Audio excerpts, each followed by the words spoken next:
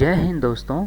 आज हम ये सीखने वाले हैं कि जब भी कोई सॉफ्टवेयर आप अपने सिस्टम से इंस्टॉल करते हैं तो इंस्टॉल करने के बाद भी उस सॉफ्टवेयर का कुछ टेम्पररी फाइल हमारे सिस्टम में रह जाता है जो धीरे धीरे हमारे सिस्टम को स्लो करना शुरू कर देता है।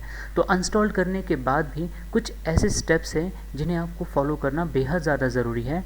तो आज हम यही सीखने वाले हैं कि इंस्टॉल करने का सही तरीका क्या होता है। तो चलिए शुरुआत करते हैं। अगर आप विंडोज़ 10 ऑपरेटिंग सिस्टम इस्तेमाल करते हैं तो उसमें सॉफ्टवेयर को इंस्टॉल करने के लिए सबसे पहले आप स्टार्ट के ऊपर क्लिक करें। क्लिक करते ही ऐसा लिस्ट आपको मिलेगा। उस लिस्ट में आपको लेफ़्ट साइड में थोड़ा सा ऊपर सेटिंग्स नाम का ऑप्शन दिया गया होगा, उस ऑप्शन पे आपको क्लिक करना है। सेटिंग्स के ऊपर क्लिक करते ही उस सिस्टम का सेटिंग्स पेज ओपन होगा।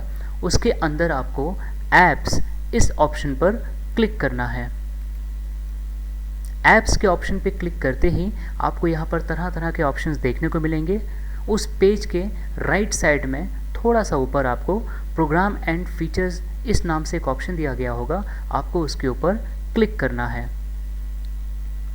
क्लिक करते ही एक पेज मिलेगा। उस पेज के अंदर आपने जितने भी तरह के सॉफ्टवेयर अपने सिस्टम में इंस्टॉल किए हैं वो सब आपको एक जगह पर दिखाई दे जाएगा। ये जो स्टेप मैंने आपको बताया ये आप सिर्फ विंडोज़ 10 में ही फॉलो कर सकते हैं, लेकिन अगर आप विंडोज़ 7 इस्तेमाल कर रहे हैं तो ये जितने ऑप्शंस मैंने आपको अभी बताए वो आपको विंडोज़ 7 में नज़र नहीं आएगा। तो अगर आप विंडोज़ 7 में भी किसी तरह का सॉफ्टवेयर इंस्टॉल करना चाहते हैं तो उसका तरीका बेहद आसान है। तो आइए अब हम एक ऐसा तरीका सीखते हैं जिस तरीके से विंडोज़ 7 हो या विंडोज़ 10 हो, बड़ी आसानी से आप ये डायरेक्ट पेज ओपन कर सकते हैं। यानी आपको स्टार्ट पे और कहीं और क्लिक करने की ज़रूरत नहीं पड़ेगा, आप डायरेक्टली इस पेज को ओपन कर सकते हैं। तो उसका तरीका ऐसा होगा, आप कीबोर्ड से विंडोज़ की का इस्तेमाल करें। विंडोज़ की को दबा के रखिए और उसके साथ में आर को प्रेस कीजिए। विंडो की प्लस आर को प्रेस करने से आपके स्क्रीन पर एक ऐसा पेज खुलेगा।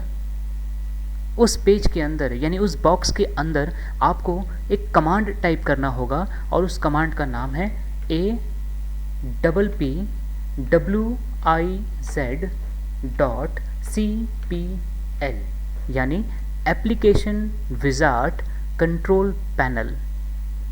ये कमांड आप विंडोज़ 7 ऑपरेटिंग सिस्टम हो या विंडोज़ 10 हो या किसी भी तरह के ऑपरेटिंग सिस्टम में इस कमांड को आप टाइप कर सकते हैं। कमांड टाइप करने के बाद जैसे ही आपने कीबोर्ड से एंटर या माउस से ओके पर क्लिक किया, आपके सामने वो डायरेक्ट पेज ओपन होगा जो थोड़ी देर पहले आपने देखा था। तो इसका फ़ायदा ये होता है कि आपको कहीं और क्लिक करने की ज़रूरत नहीं पड़ेगी, आप ये डायरेक्टली पेज ओपन कर सकते हैं। अब इसमें से जिन सॉफ्टवेयर को आप इंस्टॉल करना चाहते हैं उन सॉफ्टवेयर के ऊपर आपको क्लिक करना होगा। तो मान लीजिए कि एक ये सॉफ्टवेयर है जिसको मुझे इस्तेमाल नहीं करना है, मैं इसे इंस्टॉल करना चाहता हूं। तो मैंने इसके ऊपर क्लिक किया और क्लिक करने के बाद सबसे ऊपर आप देख सकते हैं इंस्टॉल और चेंज, ये दो ऑप्शन आपको नज़र आएगा। आपको इंस्टॉल के ऊपर क्लिक करना है। क्लिक करते ही आपका कंप्यूटर आपसे परमिशन मांगेगा कि आप कंफर्म है ना कि आप इस सॉफ्टवेयर को आप सिस्टम से निकालना चाहते हैं। तो आप इसे कंफर्मेशन दे दीजिए यानी यस के ऊपर क्लिक कर दीजिए। यस के ऊपर क्लिक करते ही ये एनालाइज करेगा और प्रॉपर तरीके से इंस्टॉल्ड होने के लिए परमिशन आपसे मांगेगा। तो आप नेक्स्ट और नीचे लिखा हुआ है स्टार्ट द इंस्टॉल रूटीन, आप इस पर क्लिक कर दें। तो आप देख सकते हैं आपका सिस्टम जो है इस सॉफ्टवेयर को रिमूव कर चुका है और यहाँ पर आप इसे क्विट कर लीजिए यानी बाहर निकल जाइए। तो आप देख सकते हैं इस तरीके से आप इस सॉफ्टवेयर को इंस्टॉल कर सकते हैं। आइए एक और सॉफ्टवेयर देखते हैं जिसे मैं इस्तेमाल नहीं करता हूँ, उसको भी हम रिमूव कर देते हैं।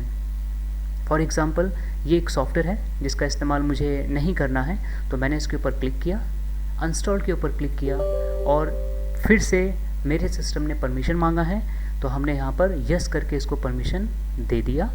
परमिशन देने के बाद अब प्रॉपर तरीके से इंस्टॉल करने के लिए आप नीचे क्लिक करें इंस्टॉल, और आप देख सकते हैं कुछ ऐसी फाइल्स हैं जो जहाँ जहाँ ये इंस्टॉल्ड होता है वहाँ से ये फ़ाइल रिमूव करना शुरू करेगा। लेकिन कुछ ऐसी फाइल्स अभी भी बाकी हैं जो प्रॉपर तरीके से रिमूव नहीं होती है। इंस्टॉल्ड होते ही इस पेज को हटाने के लिए आप फिनिश के ऑप्शन पे क्लिक कर दें तो आप देख सकते हैं कि वो सॉफ्टवेयर भी आपके सिस्टम से रिमूव हो चुका है। तो इस तरीके से आप किसी भी सॉफ्टवेयर को रिमूव कर सकते हैं। ये बहुत इजी स्टेप्स है, लेकिन अनइंस्टॉल करने के बाद अब क्या ऐसा काम करना चाहिए जिसका जो टेम्प्रेरी फाइल हमारे सिस्टम में रुक जाता है या रह जाता है उसको भी रिमूव करना आना चाहिए। तो सबसे पहले इस पेज को हम क्लोज़ करेंगे। क्लोज़ करने के बाद अब हमें जाना होगा दिस पीसी। इस आइकॉन के ऊपर जैसे हम डबल क्लिक या एंटर का इस्तेमाल करते हैं तो ये पेज ओपन होगा, और पेज ओपन होने के बाद अब हमने जो जो सॉफ्टवेयर को अनइंस्टॉल किया था उसके बचे हुए टेम्प्रेरी फाइल्स को भी हम रिमूव करना चाहते हैं। जैसे कि आप सभी जानते हैं कि जो भी आप सॉफ्टवेयर इंस्टॉल करते हैं बाय डिफ़ॉल्ट उसका जो सेटअप बनाया गया है वो कंप्यूटर का सी ड्राइव ही बनाया जाता है। तो इसके अंदर जो भी आप सॉफ्टवेयर को इंस्टॉल करते हैं या इंस्टॉल करते हैं तो उसका टेम्प्रेरी फाइल यहीं पर जमा होता है। तो जो भी सॉफ्टवेयर अभी तक हमने इंस्टॉल किया है उसको रिमूव करने के लिए आप इस सी ड्राइव के ऊपर राइट क्लिक का इस्तेमाल करेंगे। उसके बाद आपको सबसे नीचे जाना होगा प्रॉपर्टीज़ के ऊपर। जैसे ही आपने प्रॉपर्टीज़ के ऊपर क्लिक किया आपके सामने एक छोटा सा बॉक्स मिलेगा। उस बॉक्स के अंदर आपको क्लिक करना होगा क्लीनिंग डिस्क के ऊपर। डिस्क क्लीनिंग के ऊपर जैसे ही आपने क्लिक कर दिया ये आपसे परमिशन मांगेगा, और परमिशन मांगने के बाद आप देख सकते हैं आपको यहाँ कहा जाएगा कि जो जो फाइल आप यहाँ से रिमूव करना चाहते हैं, चाहे वो टेम्प्रेरी हो या किसी भी तरह की फ़ाइल जो आपने इंस्टॉल किया है, तो आप इस बॉक्स में टिक मार्क कर दें ताकि उस फाइल का टेम्प्रेरी कहीं पर भी अगर बना होगा तो बड़ी आसानी से हम इसको रिमूव कर सकते हैं। तो आप यहाँ पर कोशिश करें कि जिस बॉक्स में आप टिक मार्क करते हैं उस बॉक्स को आप पढ़ लीजिए कि आप किस किस बॉक्स में टिक मार्क कर रहे हैं। कोशिश करना है कि डाउनलोड्स के बॉक्स पे अगर आपने टिक मार्क कर दिया है तो उसे आप अनटिक कर दें।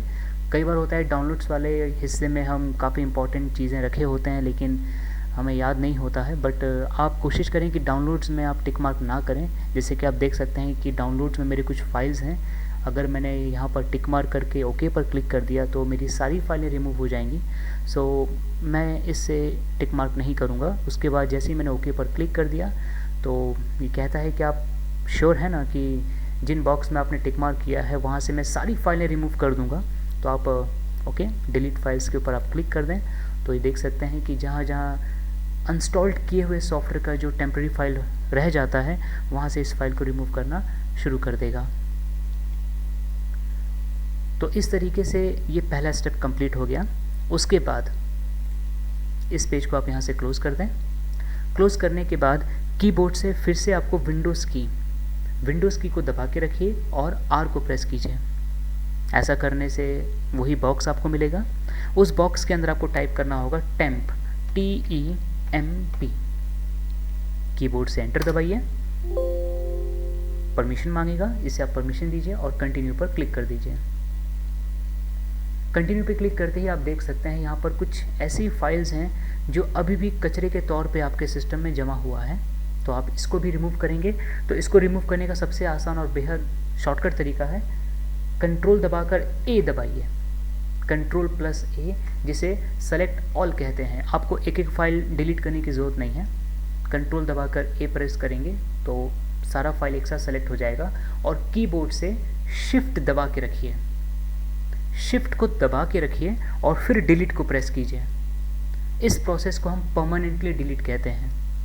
शिफ्ट को दबा के रखिए और फिर डिलीट को प्रेस कीजिए तो एक ऐसा डायलॉग बॉक्स आपके सामने खुलेगा जिसमें आपसे परमिशन मांगेगा कि are you sure you want to permanently delete this 106 items, यानी आपके पास टोटल 106 फाइल्स या फोल्डर्स हैं। तो आप कंफर्म है ना कि इस तरीके से ये परमानेंटली डिलीट हो जाएगा। तो आप इसे यस पर क्लिक करके परमिशन दे दीजिए। एक और परमिशन मांगेगा, आप कंटिन्यू पर क्लिक कर दीजिए। पर याद रहिए दोस्तों, कई बार क्या होता है ये पूरी फाइल एक साथ डिलीट नहीं कर पाता है। कुछ फाइल आप देख सकते हैं यहाँ पर रह गई हैं। ये कुछ फाइल ऐसी हैं जो अभी भी वर्किंग में हैं। तो जब आप सिस्टम को रीस्टार्ट करते हैं तो ये ऑटोमेटिकली फाइल यहाँ से डिलीट हो जाएगा। तो आप यहाँ पर ट्राई ना करें, आप इसको स्किप कर दीजिए। और स्किप करने के बाद ये परमिशन आपसे बोलेगा कि फाइल अभी कुछ ऐसी हैं जो ओपन है जिसे मैं डिलीट नहीं कर पा रहा हूँ, तो आप इसे स्किप कर दीजिए। स्किप करने के बाद आप देख सकते हैं कुछ ऐसी फाइल्स रह गई हैं जो अभी भी कहीं ना कहीं बैकग्राउंड में रन हो रहा है, तो उस फाइल को ये डिलीट नहीं करता है। जब आप सिस्टम को रिस्टार्ट करेंगे तो ऑटोमेटिकली यहाँ से ये रिमूव हो जाएगा। ये था पहला तरीका। उसके बाद एक और तरीका है जिससे आप और हिडन फाइल्स को, जो कचरे के तौर पे, जो गार्बेज के तौर पे आपके सिस्टम में जमा होता है, वहाँ से भी आप रिमूव कर सकते हैं। तो अगेन फिर से आप Windows+R का इस्तेमाल करें और फिर से यहाँ पर आप टाइप करेंगे शिफ्ट दबा के %TEMP और फिर शिफ्ट दबा के %।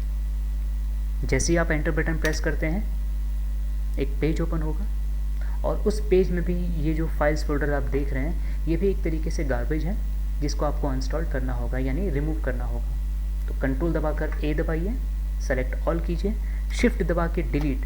याद रखिए शिफ्ट दबा के डिलीट हम इसलिए करते हैं ताकि रिसाइकल बिन से हमें वापस जाके डिलीट ना करना पड़े, ये डायरेक्टली आपके सिस्टम से रिमूव कर देता है। आप परमिशन दे दीजिए, यस पर क्लिक कर दीजिए, कंटिन्यू। और फिर से कुछ ऐसी फाइल हैं जो अभी भी हमारे बैकग्राउंड में काम कर रहा है, तो आपसे परमिशन मांगेगा कि क्या करें। तो आप क्या करें, यहाँ एक एक स्किप करने से अच्छा है कि आप इस छोटे से बॉक्स में जहाँ लिखा हुआ है do this for all current items, यानी मुझे बार बार स्किप ना करना पड़े, इसके ऊपर आप क्लिक कर दें और स्किप के ऊपर आप क्लिक कर दीजिए। तो आप देख सकते हैं यहाँ पर कुछ MB है जो फ्री हो गया है, और फ्री होने के बाद जो फाइल्स आपके बैकग्राउंड में रन हो रहा है वो डिलीट नहीं होगा, वो सिस्टम को रिस्टार्ट करने के बाद ऑटोमेटिक रिमूव हो जाता है। तो आप स्किप के ऊपर क्लिक कर दीजिए। तो इस तरीके से कुछ MB आपके रैम से भी और आपके स्टोरेज से भी रिलीज़ हो जाता है। तो ये था दूसरा तरीका, इसको पहले पूरा होने दीजिए। फिर आपको तीसरा तरीका भी एक इम्पॉर्टेंट है, जिससे आप और चीज़ें जो कहाँ कहाँ छुप जाती हैं या रह जाती हैं जिसे हम देख नहीं पाते हैं या ध्यान नहीं दे पाते हैं, वहाँ से भी आप इसको रिमूव बड़ी आसानी से कर सकते हैं। इसको रिमूव होने दीजिए, पूरा थोड़ा वक्त ले रहा है।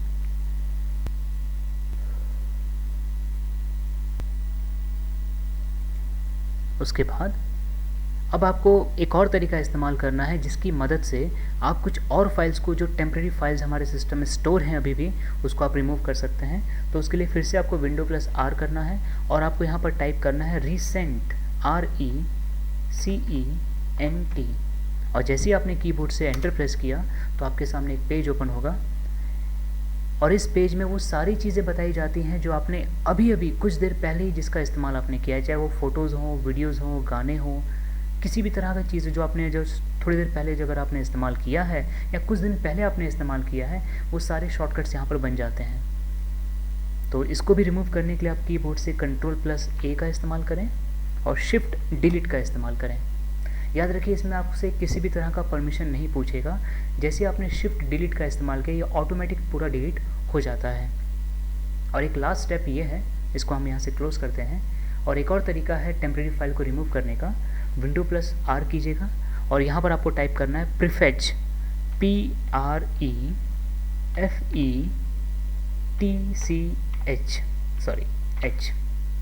prefetch। टाइप करने के बाद कीबोर्ड से एंटर प्रेस कीजिए और ये आपसे परमिशन मांगेगा, आप कंटिन्यू पर क्लिक कर दीजिए। उसके बाद तमाम ये वो सारी फाइल्स हैं जिस कहीं ना कहीं आपके सिस्टम में छुपी हुई हैं, इनको भी डिलीट करने के लिए आप Ctrl+A का इस्तेमाल करें और शिफ्ट डिलीट को प्रेस करें। तो आपसे कहेगा कि मेरे पास टोटल इतनी फाइल्स हैं, क्या आप इन्हें डिलीट करना चाहते हैं? आप यस के ऊपर क्लिक करके इसे परमिशन दे दीजिए। तो परमिशन देते ही आप देख सकते हैं वो सारी फाइल्स को डिलीट कर देगा और जो फाइल्स अभी भी हमारे बैकग्राउंड में काम कर रहा है उसे ये डिलीट नहीं कर सकता है, तो आप उसे स्किप कर सकते हैं। स्किप करते ही आप देख सकते हैं वो सारी फाइल को इसने रिमूव कर दिया। अब क्या करना है, आपने सॉफ्टवेयर को इंस्टॉल कर दिया और तमाम वो सारे ट्रिक्स यूज़ कर लिए हैं जिसकी वजह से जो टेम्प्रेरी फाइल्स आपके सिस्टम में जमा होता है आप उसको रिमूव कर सकते हैं। अब एक लास्ट काम ये रह गया है कि जब ये सारा स्टेप आप फॉलो कर लेते हैं तो आप अपने सिस्टम को एक बार रीस्टार्ट ज़रूर कर लें। रीस्टार्ट इसलिए, याद है कुछ फाइलें जो बैकग्राउंड में रन हो रही थी वो डिलीट नहीं हुई हैं, तो रीस्टार्ट करने से कहीं ना कहीं वो भी रिमूव हो जाती हैं। तो ये सारे स्टेप फॉलो करने के बाद आप अपने सिस्टम को रीस्टार्ट ज़रूर कर लीजिएगा। उम्मीद करता हूँ दोस्तों ये जानकारी आपको काफ़ी पसंद आया होगा। इसी तरह के और वीडियोस देखने के लिए प्लीज़ चैनल को सब्सक्राइब करें, लाइक करें, शेयर करें, कमेंट करें। मिलते हैं बहुत जल्द अगले वीडियो में। Thank you so much for watching. जय हिंद दोस्तों।